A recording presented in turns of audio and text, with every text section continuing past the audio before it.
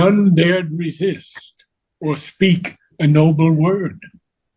Armed with the aegis of tyrannic power, signing the edicts of her dreadful rule, and using blood and torture as a steel. Are we okay? I'm hearing. Yes, as a seal, I think, yeah? As a seal, yes. Darkness proclaimed her slogans to the world. A servile, blinkered silence hushed the mind. That's a very interesting word. Servile, of course, we know, but blinkered silence. We know that when the horses run on the track, their eyes are shielded from left and right with blinkers. So we say they have blinkers on. So this is a blinkered silence that hushed the mind. And what else? Or only it repeated lessons taught, while mitred, holding the good shepherd's staff, falsehood enthroned on awed and prostrate hearts, the cults and creeds that organize living death and slay the soul on the altar of a lie. Whoa. So it's even mitred, it's even crowned in a way with the religious symbolism of the good shepherd's staff. Falsehood is enthroned.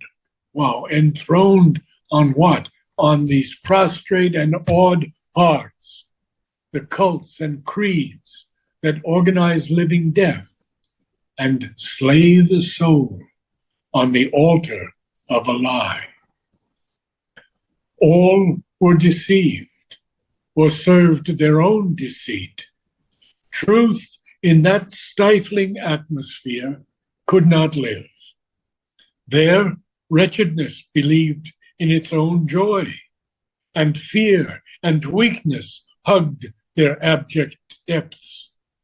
All that is low and sordid-thoughted, base, all that is drab and poor and miserable, breathed in a lax content its natural air, and felt no yearning of divine release. Arrogant, jibing at more luminous states, the people of the gulfs despised the sun. A barriered autarky excluded light, fixed in its will to be its own gray self. It vaunted its norm unique and splendid type. It soothed its hunger with a plunderer's dream, flaunting its cross of servitude like a crown. It clung to its dismal, harsh autonomy. A bullthroat bellowed with its brazen tongue, its hard and shameless clamor filling space and threatening all who dared to listen to truth, claimed the monopoly of the battered ear. A deafened acquiescence gave its vote, and braggart dogmas shouted in the night, kept for the fallen soul once deemed a god, the pride of its abysmal absolute.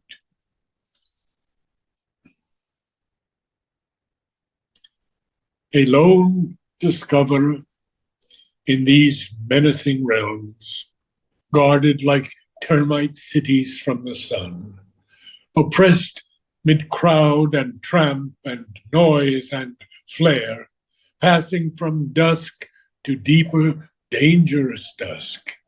He wrestled with powers that snatched from mind its light, and smote from him their clinging influences. Now, this is very important, because Ashwapati now here is passing through these realms, and these realms are guarded from the sun like termite cities. And he's passing from dusk to deeper, dangerous dusk.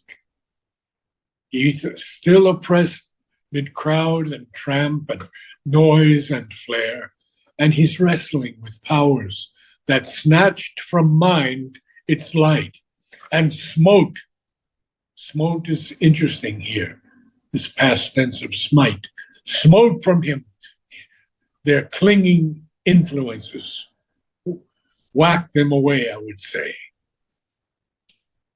Soon he emerged in a dim, wall-less space. For now, the peopled tracts were left behind. He walked between wide banks of failing eve. Around him grew a gaunt spiritual blank, a threatening waste, a sinister loneliness that left mind bare to an unseen assault, an empty page on which all that willed could write stark, monstrous messages without control.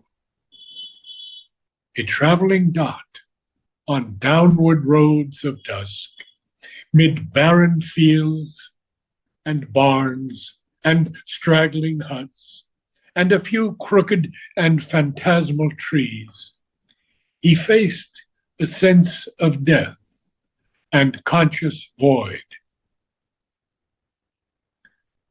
But still a hostile life, unseen, was there, whose death-like poise, resisting light and truth, made living a bleak gap in nullity. He heard the grisly voices that deny, assailed by thoughts that swarmed like spectral hordes, a prey to the staring phantoms of the gloom, and terror approaching with its lethal mouth,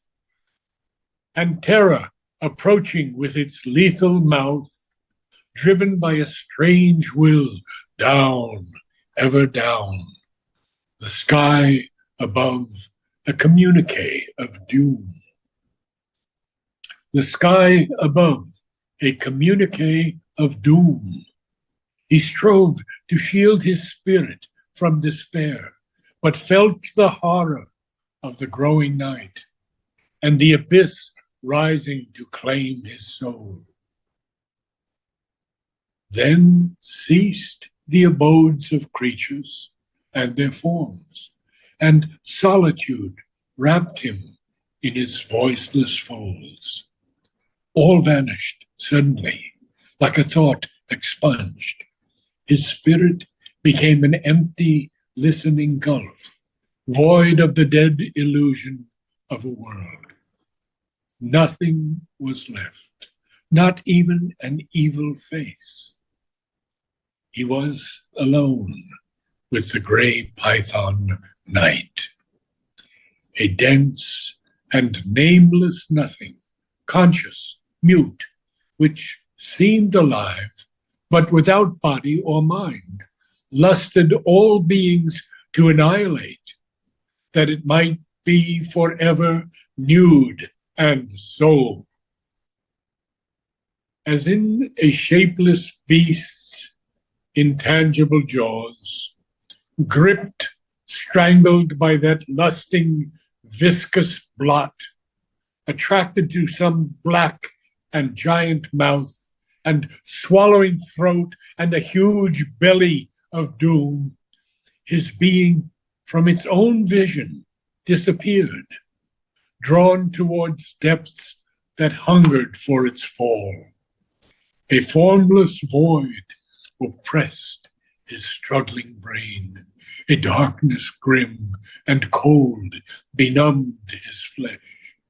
A whispered gray suggestion chilled his heart. Hailed by a serpent force from its warm home and dragged to extinction in bleak vacancy, life clung to its seat with cords of gasping breath. Lapped was his body by a tenebrous tongue, Existence smothered, travailed. Existence smothered, travailed to survive. Hope strangled, perished in his empty soul. Belief and memory abolished, died, and all that helps the spirit in its course. There crawled through every tense and aching nerve, leaving behind its poignant, quaking trail, a nameless and unutterable fear. As a sea nears a victim, bound and still, the approach alarmed his mind, forever dumb, of an implacable eternity of pain, inhuman and intolerable. This he must bear, his hope of heaven estranged. He must ever exist without extinction's peace, in a slow, suffering time and tortured space. An anguished nothingness, his endless state. A lifeless vacancy was now his breast, and in the place where once was luminous thought, only remained like a pale, motionless ghost, an incapacity for faith and hope, and the dread conviction of a vanquished soul, immortal still, but with its Godhead lost, self lost, and God, and touch of happier worlds.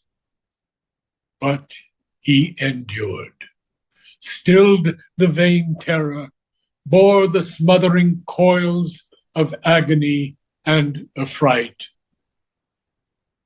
Then peace returned, and the soul's sovereign gaze. To the blank horror, a calm light replied, immutable, undying, and unborn. Mighty and mute, the Godhead in him woke and faced the pain and danger of the world. He mastered the tides of nature with a look. He met with his bare spirit naked hell. End of Canto 7. We'll begin the next canto. Canto, yes. Maybe we shall begin next time. What do you think? This is a big portion of darkness already. Well, you are correct, and I would love to do it next time. Right. So it's not been very long today, but to read that is extremely challenging.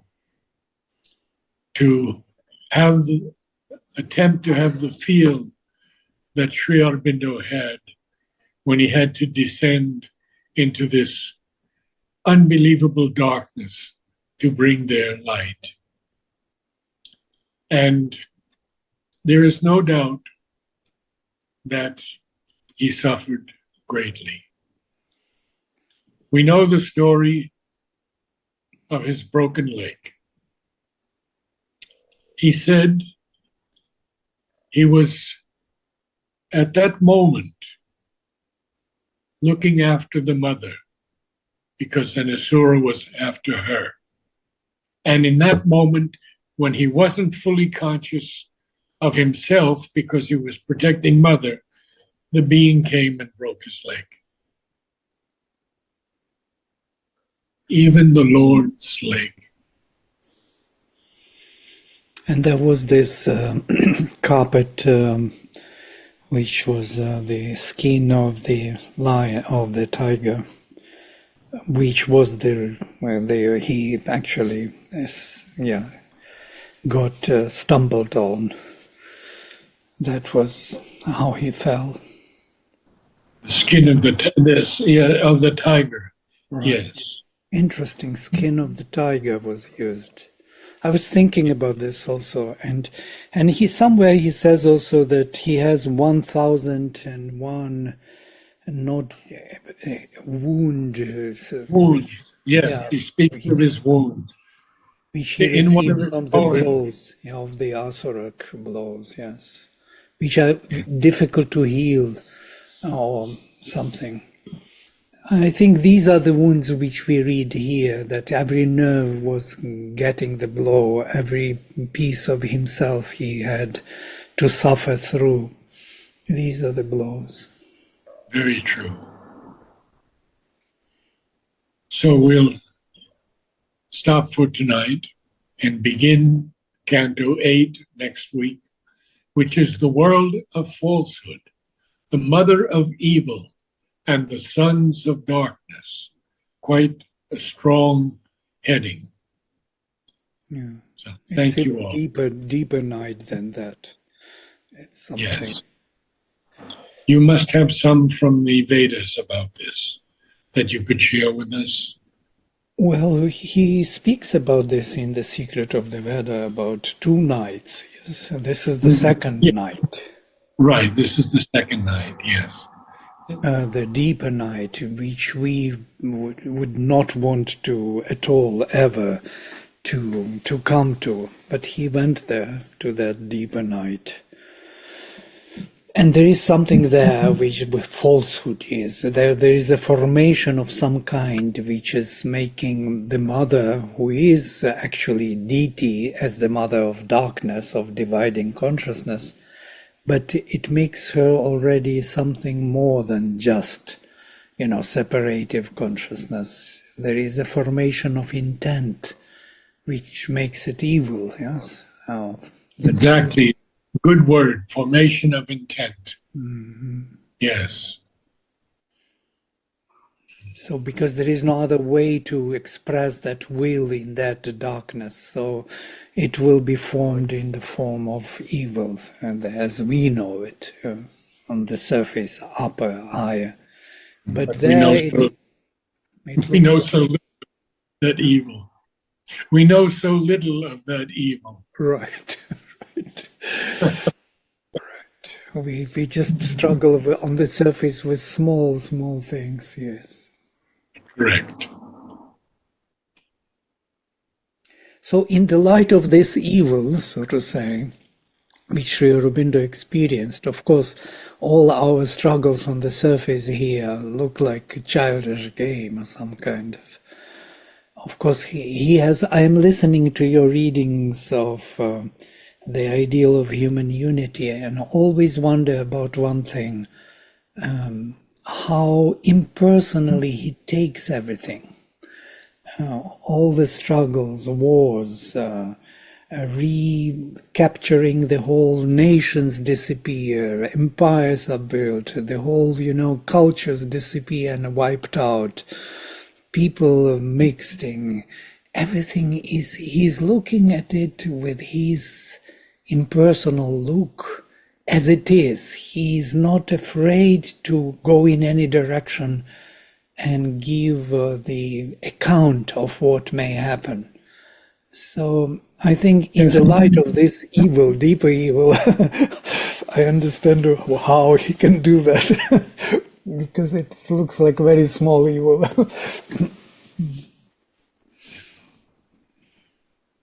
Well, as we rise in consciousness, we see things differently at each level of consciousness. And at the very height, the Supreme Ishvara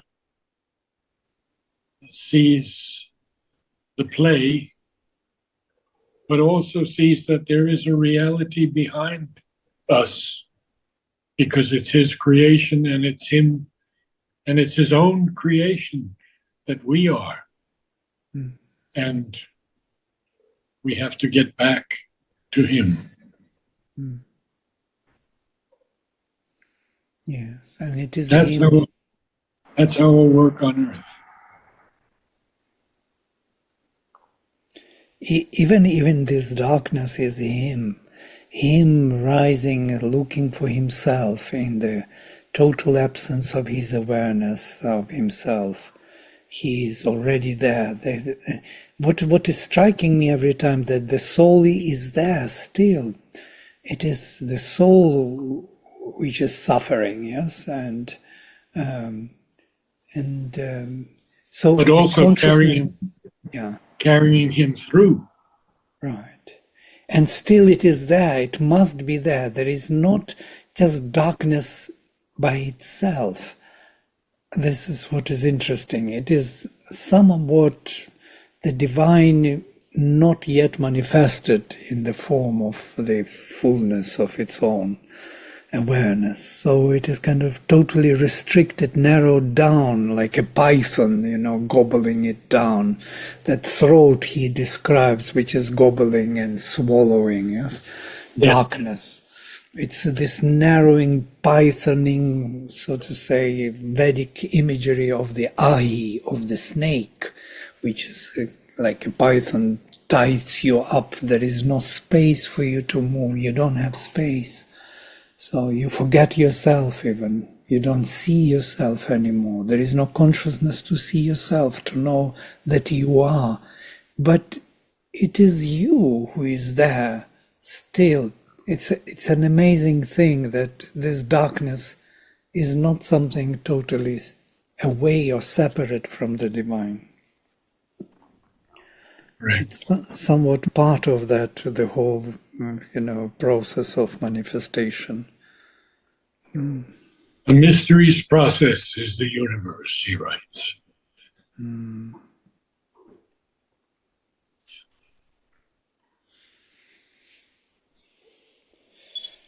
Yes, thank you, Narad. So nice to be with you, even in the night. And I appreciate your words also and your insights. Thank you all. Namaste, everyone. Thank you very much. Thank you very much.